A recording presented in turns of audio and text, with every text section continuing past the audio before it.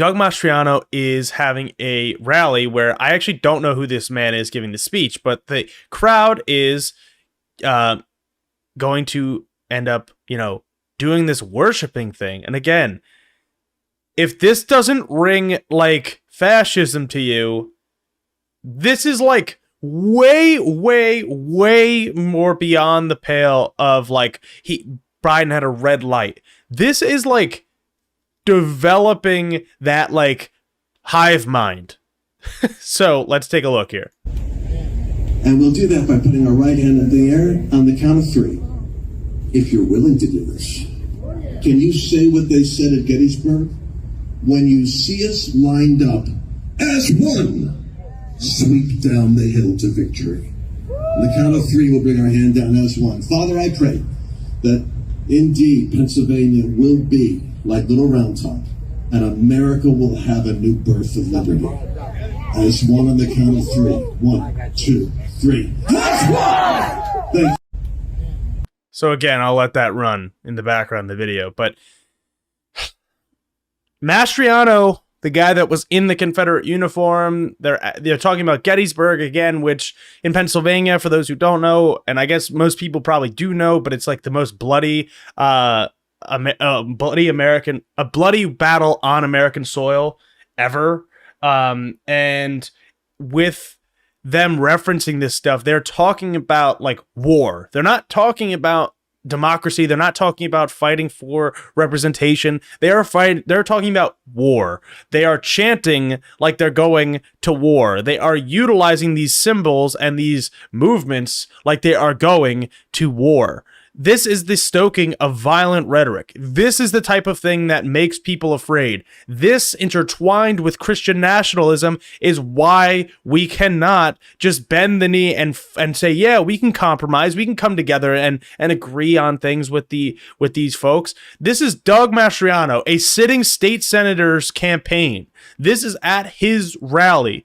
This is the guy that it is Josh Shapiro or it is Doug Mastriano. This is the type of things that we're talking about. The intertwining of prayer at every single one of these events should be alarming, even if you're a Christian, because you should want to include other people in it. If it was just a religious thing, that is fine. Nobody is saying that you shouldn't be able to pray, but to then intertwine it with your politics and the intertwining of all of this in public is scary. Because they're demonizing people. They're using xenophobic rhetoric about others, just about general others, like whether it be immigrants, different religions, etc., Democrats, political differences. They're making shit up about people with being groomers. I mean, the list goes on and on and on. This should alarm people. And the last thing I want to talk about here with Mastriano is I have a clip of him saying that that the Democrats on the ballot, Josh Shapiro and John Fetterman, again, vote for John Fetterman as well, support eugenics because they support abortion rights. So let's hear from this lovely young man who definitely does not represent the Confederates more than the United States of America. Why do you think that people like Shapiro and, Fetterman said that he wouldn't name a single abortion restriction? Why won't they? They're so beholden to this radical... To be fair, I think this interviewer is from the Daily Caller, a right-wing outfit, just so you all are aware. Vision of America by Margaret Sanger. Sanger wanted to use abortion as eugenics to remove Italians, African Americans, Latinos, anyone that didn't look like her. And of course, this is exactly what the Democrats want to do, because that makes total sense. And that's somebody celebrated by Joe Biden, somebody celebrated and honored by my opponent Shapiro, somebody at a Hillary. And of course, the irony is not lost, I guess, on him that Josh Shapiro is a Jewish American.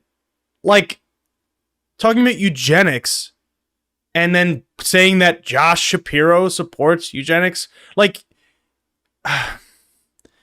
I don't I don't know, like, if he just thinks, if Mastriano just thinks everyone's stupid. Maybe he does. Maybe he actually believes this stuff. Who knows? It's really hard to tell. But this is the type of rhetoric that is going to get people in some serious deep water. And again, Mastriano is an insurrectionist, so. Clinton considered a mentor.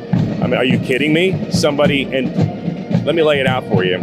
So my opponent supports abortion as it is right now in Pennsylvania. About 70% of the abortion clinics are in minority neighborhoods.